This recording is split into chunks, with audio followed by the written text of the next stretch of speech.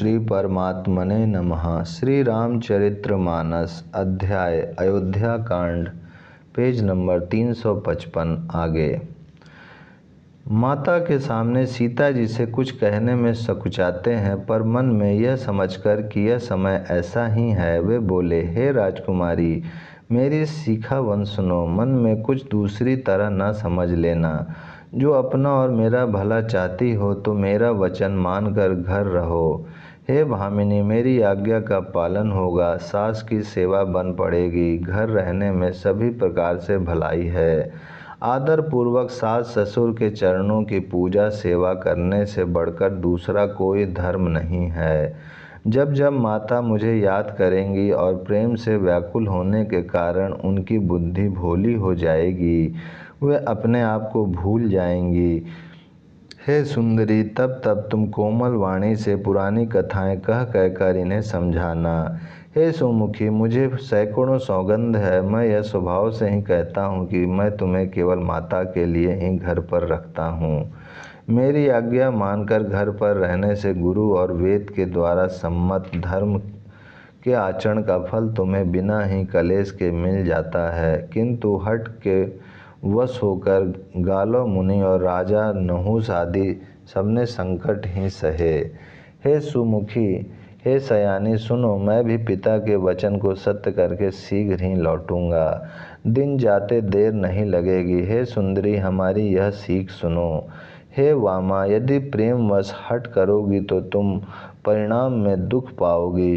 One बड़ा कठिन, कलेशदायक और भयानक है। वहाँ की धूप, जाड़ा, वर्षा और हवा सभी बड़े भयानक हैं। रास्ते में कुछ कांटे और बहुत से कंकड़ हैं, उन पर बिना जूते के पैदल ही चलना होगा। तुम्हारे चरण कमल कोमल और सुंदर हैं और रास्ते में बड़े बड़े दुर्गम पर्वत हैं। पर्वतों की गुफाएं, खोएं, दर्रे, नदियाँ, नद और नाले ऐसे अगम्य और गहरे हैं, उनकी और देखा तक नहीं जाता। रीछ, बाघ, भेड़िए, सिंह और हाथी ऐसे भयानक शब्द करते हैं कि उन्हें सुनकर धीरज भाग जाता है। जमीन पर सोना, पेड़ों की छाल के वस्त्र पहनना और कंद मूल फल का भोजन करना होगा। और वे भी क्या सदा सब दिन मिलेंगे? सब कुछ अपने अपने समय के अनुकूल ही मिल सकेगा। मनुष्यों को खाने वाले निशाचर राक्षस फिरते रहते हैं। वे करोड़ों प्रकार के कपट रूप धारण कर लेते हैं। पहाड़ का पानी बहुत ही लगता है। वन की विपत्ति बखानी नहीं जा सकती। वन में भीषण सर्प, भयानक पक्षी और स्त्री पुरुषों को चुराने वाले राक्षसों के झुंड रहते हैं। वन की भयंकरता से याद आने मात्र से धीर पुरुष भी डर जाते हैं। फिर हे मृगलोचनी, तुम तो स्वभाव से ही डरपोक हो। हे हंस गमनी, तुम वन के योग्य नहीं हो। तुम्हारे वन जाने की बात सुनकर लोग मुझे अपयश देंगे, बुरा कहेंगे। मानसरोवर के अमृत के समान जल से पाली हुई हंसिनी कहीं खारे समुद्र में जी सकती है? नवीन आम के वन में विहार करने वाली कोयल क्या करील के जंगल में शोभा पाती है? हे चंद्रमुखी, हृदय में ऐसा विचार कर तुम घर ही पर रहो, वन में बड़ा कष्ट है। स्वाभाविक ही हित चाहने वाले गुरु और स्वामी की सीख को जो सिर चढ़ाकर नहीं मानता, वह हृदय में भरपेट पछताता है और उसके हित की हानि अवश्य होती है। प्रियतम के कोमल तथा मनोहर वचन सुनकर सीता जी के सुंदर नेत्र जल से भर गए। श्री रामचंद्र जी की यह शीतल सीख उनको कैसे जलाने वाली हुई, जैसे चकवी को शरद ऋतु की चांदनी रात होती है। जानकी जी से कुछ उत्तर देते नहीं बनता।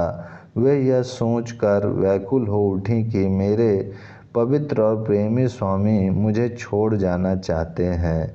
नेत्रों के जल आंसुओं को जबरदस्ती रोककर वे पृथ्वी की कन्या सीता जी हृदय में धीरज धर कर सास के पैर लगकर हाथ जोड़कर कहने लगी, हे देवी, मेरी इस बड़ी सास के पैर लगकर हाथ जोड़कर कहने लगी, हे देवी, मेरी इस बड़ी भारी रिटाई को क्षमा कीजिए। मुझे प्राणपति ने वही शिक्षा दी है जिससे मेरा परम हित हो। परंतु मैंने मन में समझकर देख लिया है कि पति के वियोग के समान जगत में कोई दुख नहीं है। हे प्राणनाथ, हे दया के धाम, हे सुंदर, हे सुखों के देने वाले, हे सुजान, हे रघुकुल रूपी कुमुद के खिलाने वाले चंद्रमा, आपके बिना स्वर्ग भी मेरे लिए नरक के समान है। माता पिता, बहन, प्यारा भाई, प्यारा परिवार, मित्रों का समुदाय, सास ससुर, गुरु, स्वजन, बंधु बांधव, सहायक और सुंदर, सुशील और सुख देने वाला पुत्र, हे नाथ, जहाँ तक स्नेह और नाते हैं, पति के बिना स्त्री को सभी सूर्य से भी बढ़कर तपाने वाले हैं। शरीर, धन, घर, पृथ्वी, नगर और राज्य पति के बिना स्त्री के लिए यह सब शोक का समाज है। भोग रोग के समान है, गहने भार रूप हैं और संसार यम यातना नरक की पीड़ा के समान है। हे प्राणनाथ, आपके बिना जगत में मुझे कहीं कुछ भी सुखदायी नहीं है।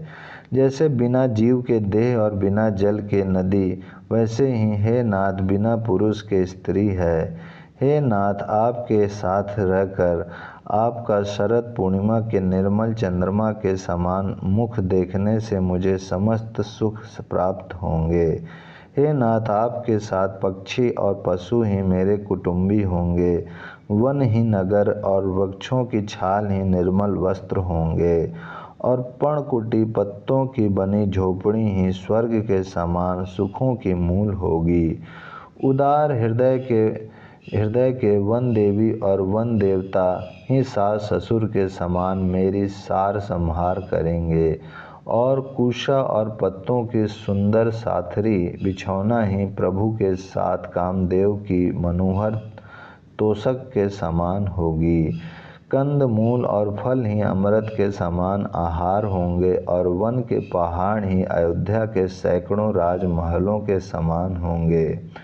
क्षण क्षण में प्रभु के चरण कमलों को देख देख कर मैं ऐसी आनंदित रहूँगी जैसी दिन में चकवी रहती है। ओम शांति शांति शांति।